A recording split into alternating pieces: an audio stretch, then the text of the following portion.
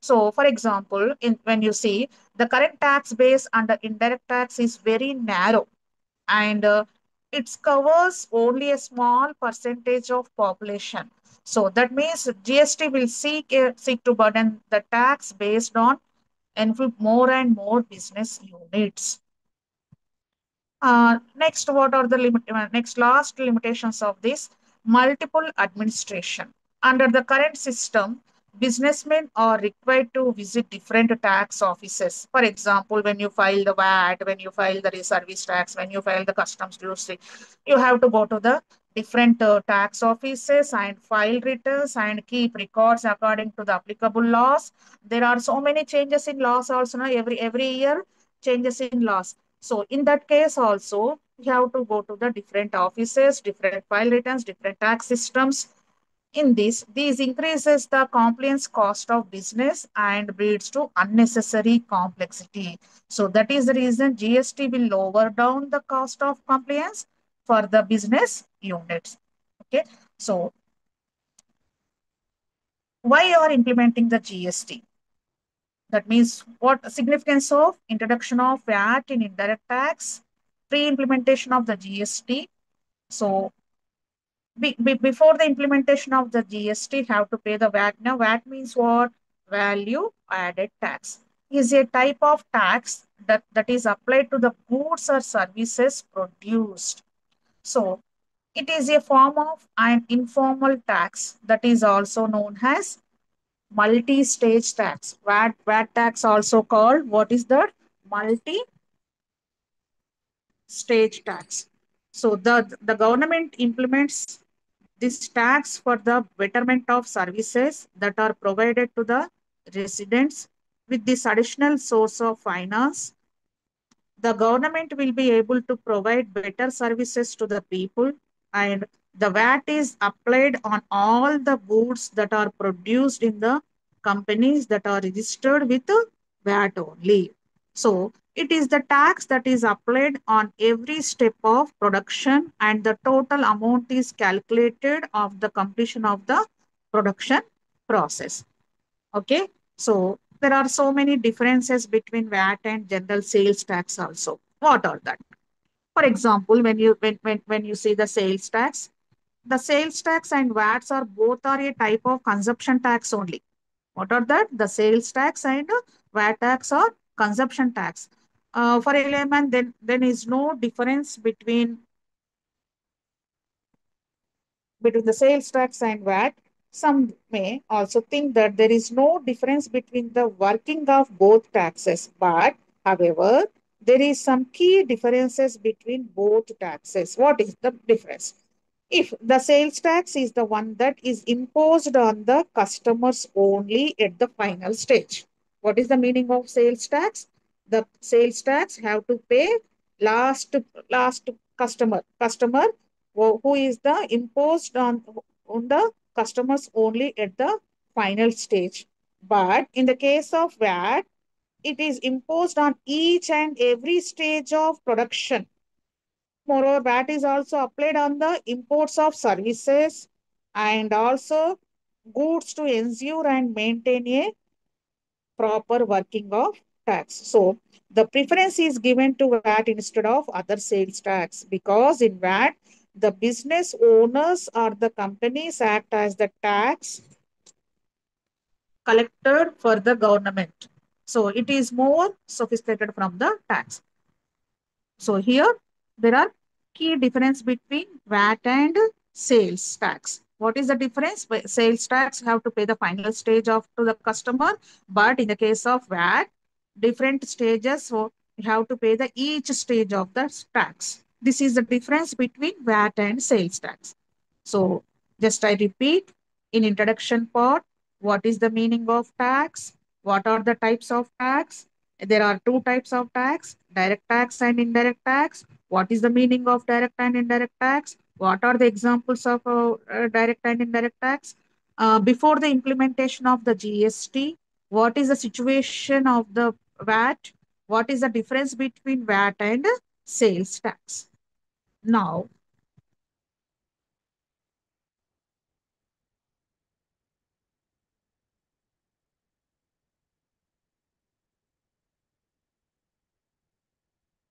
Are you listening? Yeah. Next,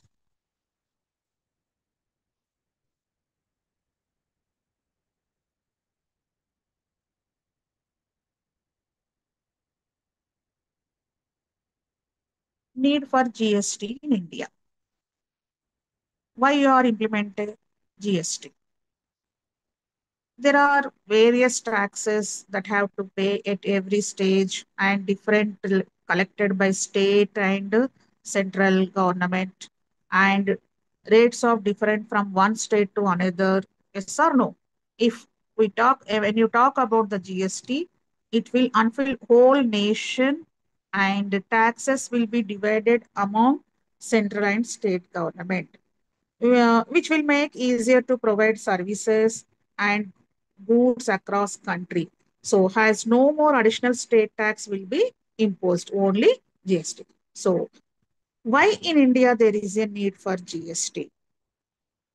When you need for GST. So for example, there are so many several taxes on goods and services can lead to high cost and inefficient tax structure, which can subject to shrinking and revenue disclosure.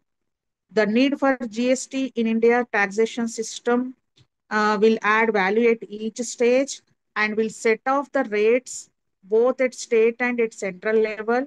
And introducing GST will increase the efficiency of taxation, improves the economic growth, and it will bring whole nation to one national market. So what happened in present scenario? Our present taxation system is very complex and very confusing. Corruption chances is there, which leads to disturb of the government. There are hidden tax for exports where has no change applicable on importing of goods and services from one state to another. Just for these overcomes these issues, the Rajya Sabha introduced GST bill. The Rajya Sabha introduced GST bill, which will bring transparency to the taxation, and consumer will get to know how much tax amount they are paying to government for sale, in the case of sale, in the case of purchase, in the case of manufacturing. So there are some points that easily explain to the GST, need for GST. The first one is tax structure will be simple. The tax structure will be simple. How it is simple? At present, there are huge number of taxes that has to pay by the consumer. With GST, it will single tax to pay. GST will be single tax to pay, which is much easier to understand for business. Accounting complexities will reduce and result less paperwork, which will save both time and money. GST will increase economic GDP by 2 percentage to 2.5 percentage, and also tax revenue will also increase. First one is what? Tax structure will be simple. Next what? Tax revenue will increase. How? Simple tax structure will bring more taxpayers. Yes or no? Simple tax structure అంటే automatic గా total cost first, each customer have to pay the tax. So bring more taxpayers and return it will be revenue for the government. Automatically government revenue will be increased. Next, competitive pricing. What is that? Competitive pricing. What GST will do? Well, it will eliminate all other taxes of indirect taxes, and this will effectively mean that tax amount paid by end users, that means consumers, will reduce. As in economic, lower will the prices, more will be demand for that product, and result in more consumption of goods, which will be benefited to the companies. Next, boost to exports. Boost to exports. If Indian market will be competitive in pricing, then more and more foreign players will try to enter the market, which result in more numbers of exporters and benefits to Indian market. As for, there is no tax rate is finalized, but a GST is much needed in the countries, that means where it lacks transparency and complex transaction. system. So there is a question in everyone in mind. Do we have to pay tax at different rates? And there is a question in everyone mind. Do we have to pay tax at different rates and at different levels? Is there no solution to this? Yes, the solution to this is implementation of GST. There is the implementation of the GST. So GST will take away cascading effect of various taxes that are charged on. There are so many, say in the case of sales, in the case of production, in the case of manufacturing, when you purchasing goods and services, products reaches to consumer at very high rate as compared to manufacturing. So with GST there will be only one tax and it will reduce burden to pay off. Okay, so next, this one is for need for GST. Next, what are the important stages implementation of the GST? What are the stages?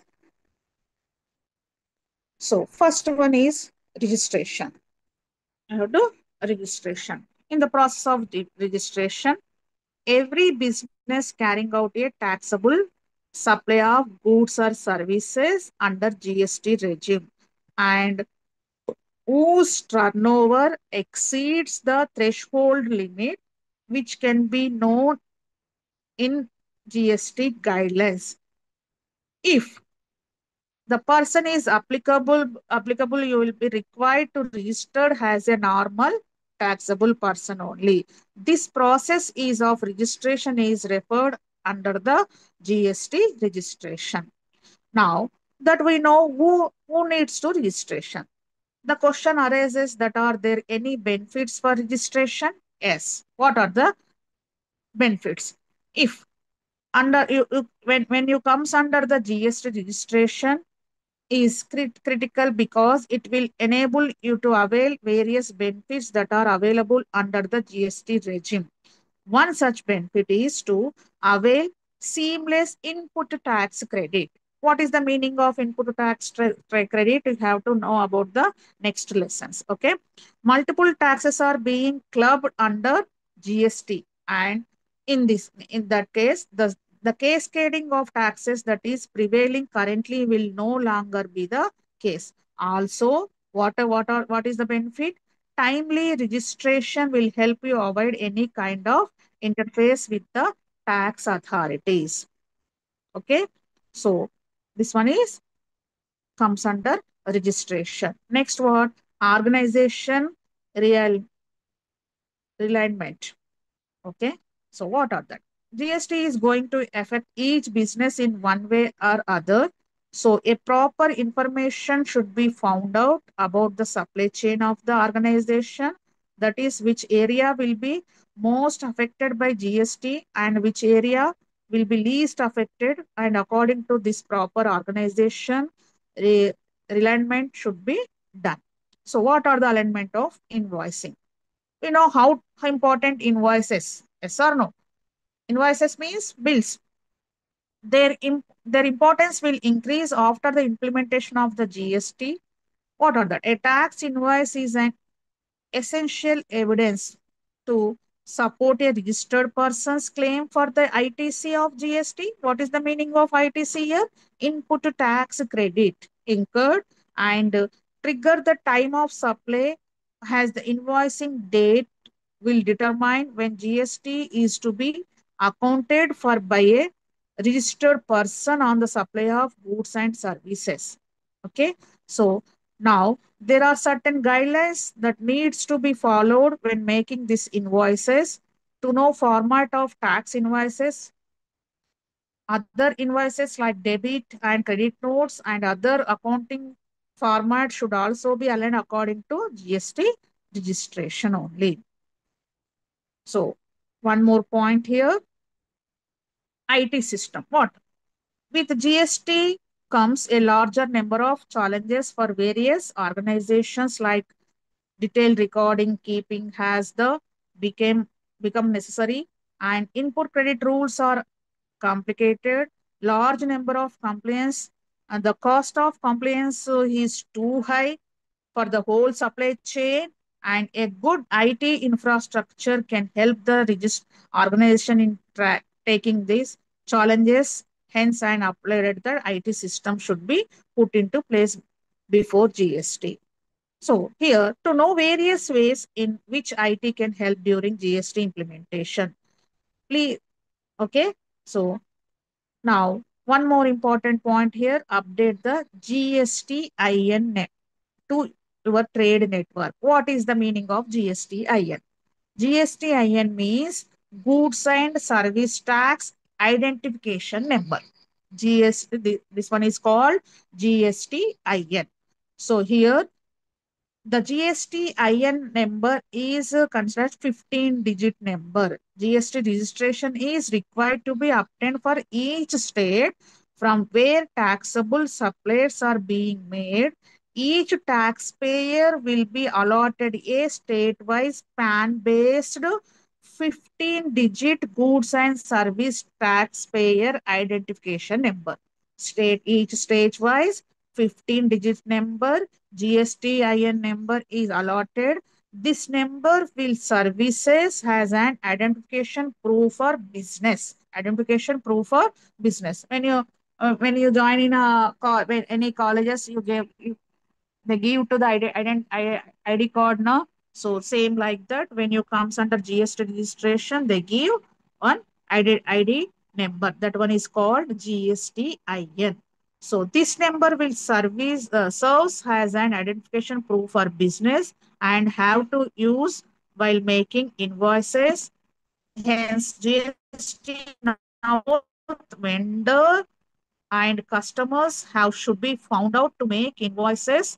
Therefore, it is necessary for business to update GST and to vendors and customers, which will be different in different states. So first here total how many members? 15 digits. Now first two digits related to states. Next digits five digits, six digits are related to PAN. Next one is some code is there like that. Total how many numbers here? 15 numbers. Next, what is the input tax credit arrangement? If a taxable person can accumulate credits of taxes paid and carry them forward in a return also. Well, how? With the introduction of GST, the last set of credits will have to be transferred. For example, before implementation of the GST, some X person, X businessman, they registered under the VAT or any sales tax, any excise tax. So in that after the implementation of the GST, when you register under GST, that indirect tax amount is transferred to GST. So the, to do this, you must furnish proof of his her last return filled under the old regime. So you will therefore need to make sure that all input taxes paid are included in GST. By doing so, you will be claiming the credit of the same under the new regime. So when you transfer to the GST, you come to the new under the GST. For example, when you introduced the GST July 1st, 2017, yes or no? GST introduced in India July 1st, 2017. Has appointed day after before GST, the taxpayer must make sure that he or she has taken into account all the stock lying on June 30, 2017 and claim input credit during taxes paid or included in it. So goods and services are eligible for such a credit under the new GST law. Okay. Next, what are the various GST tools and its working? When GST rules out, each registration taxpayer will get a profile created on the government's GST website. Profile, you have to prepare the profile under the GST website. The taxpayer using the login credential will be able to access all features along with a dashboard, and all the taxpayers will also get three electronic ledgers. What are the three ledgers? That means e-cash ledger, e-credit ledger, e-liability ledger. Okay. These ledgers will reflect the amount of tax payable and input credit balances. And on adding money to the cash ledger, the taxpayer will also be able to settle the tax liability online. Okay. Next.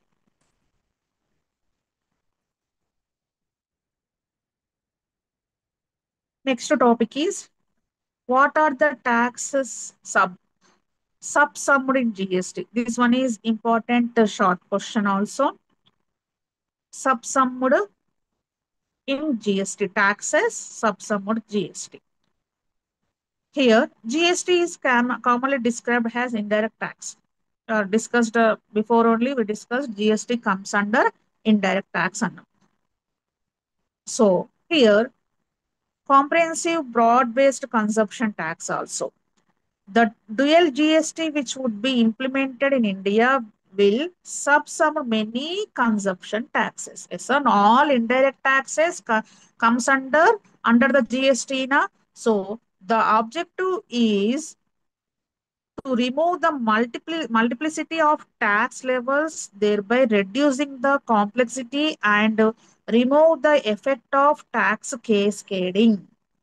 So the objective is to subsum all those taxes that are currently levied on the sale of goods or provision of services by either central or state government. Submission of large number of taxes and other levels will all allow free flow of larger pool of tax credits at both central and state level. So what are the principles of tax submission? What are the principles of tax submission? The way there are several, that means various central, state, and local level were examined to identify their possibility of being subsumed under GST. While identifying the following principles were kept in mind. What are the principles?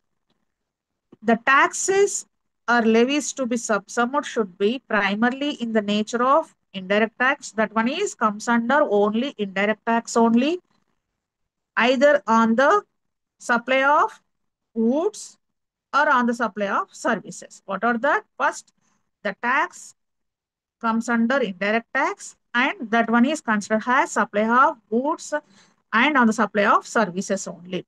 And the taxes or levies to be subsumed should be part of the transaction chain which commences with import, manufacture, or production of goods or provision of services at one end and the consumption of goods and services at the other. Okay. And the subsummation should result in free flow of tax credit in intra or interstate levels. What is the meaning of intrastate and interstate levels? Interstate means what? Within the state. Intrastate means what? Between the state. The taxes levels and fees that are not specifically related to supply of goods and services should not be subsumed under GST. Okay. The revenue fairness for both the union and the states individually would need to be attempted. Okay. These are the principles of tax submission. Next,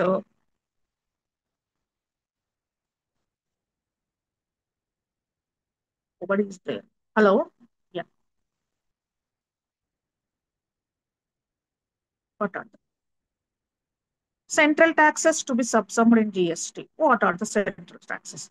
On application of above principles, various which have been released that central tax, that means SENVAT. SENVAT means Central Excise Duty, additional excise duties, service tax, additional customs duties, and special additional duty of customs.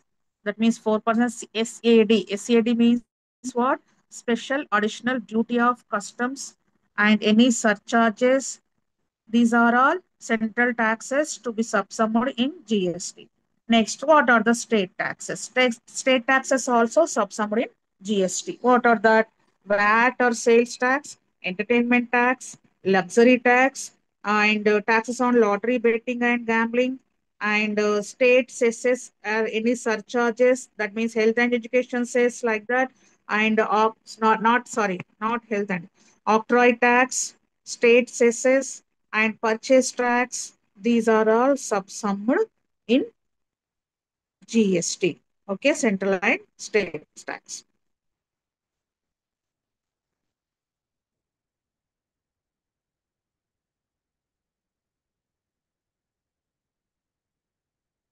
Yeah. Next,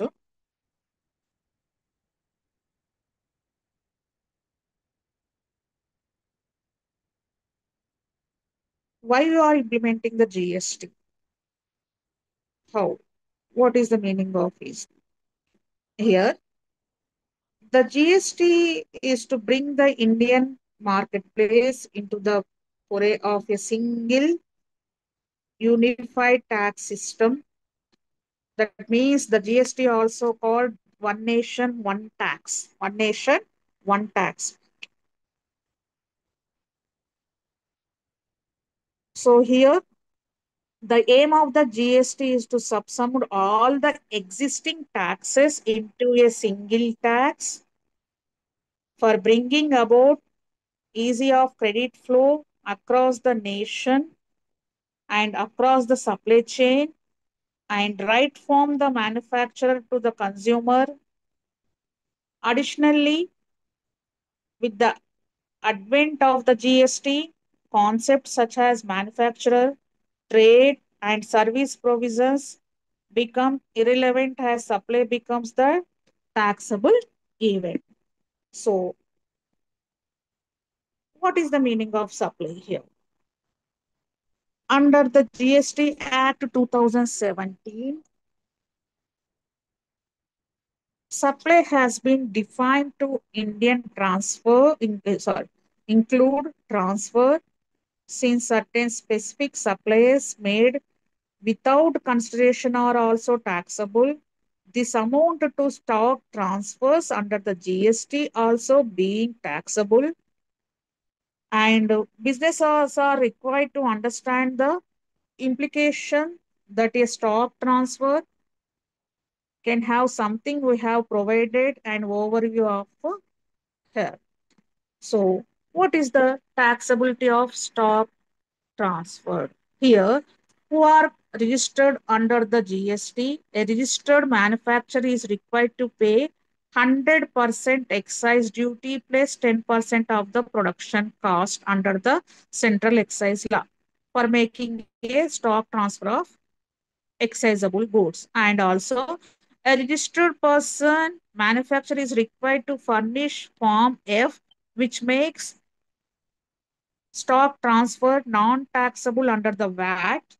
So it is, however, pertinent to note that different states have different percentage under the VAT. So on the basis of which the input on purchase of goods can be reversed. So tax is levied on supply, and also when coupled with the definition of a distinct person, it must be under that a branch has the meaning of different entities. So therefore, stocks transferred become taxable in the following manner under the GST. What are that? There are interstate supply of goods and services, interstate supply of goods and services. What is the meaning of intrastate supply of goods and services?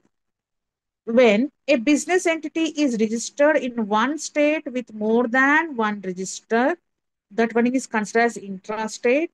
Interstate means when there occurs a transfer between the two business entities in different states, which is a taxable.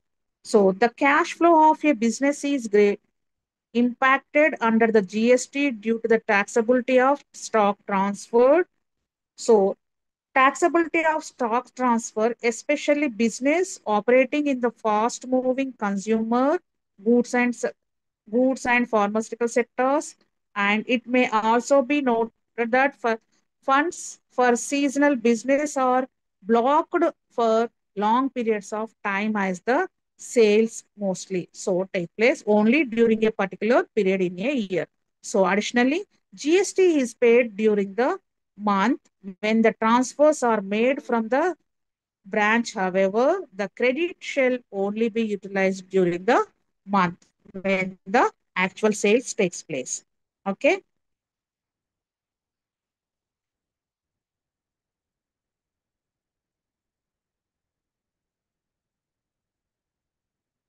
Yeah. One more important topic here.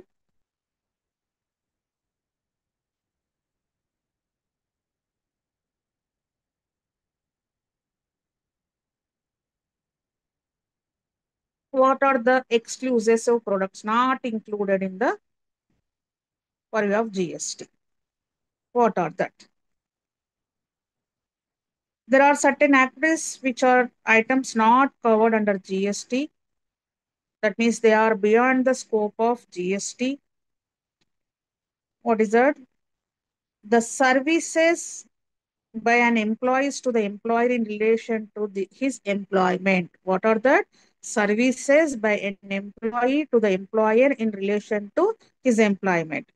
That means any related parties include employer employee, which raise many concerns whether employment attracted the GST and employees will still pay income tax on salary earned. So that is the reason not comes under GST. And court, any court or tribunal services including district court, high court and Supreme Court. And duties performed by the member of parliament, any state legislature, and panchayats, municipalities, and other local authorities, and any person who holds a post under the provisions of the constitution, chairperson, or member, director in a body established by the government or a local body, and who is not an employee of the same. Next, services of funeral and cremation and mortuary, including transportation of the deceased persons and sale of land and sale of building and any optionable claims other than lottery, betting and gambling and supply of goods from a place in the non-taxable territory to another place in the non-taxable territory without such goods entering into India and supplying customs port before home consumption. And apart from Schedule 3 GST, petroleum products, alcohol all also not comes under GST. These are all not tax. That means what? Not taxable under GST. This one is very, very important question. What is the question? What are the exemptions under GST? And also they ask which goods and services not comes under GST. Very, very important question. So what we discussed today, what is the meaning of tax, tax structure in India, what is the meaning of tax, tax structure in India, what are the different types of taxes, what is the difference between direct and indirect tax, uh, what is the meaning of GST when it is implemented, which how to register, what is the meaning of GSTIN number. Okay, these are all we discussed. And also submission tax subsummed in GST. That one also important question. And which goods and services not comes under GST. Okay, these are all we discussed today.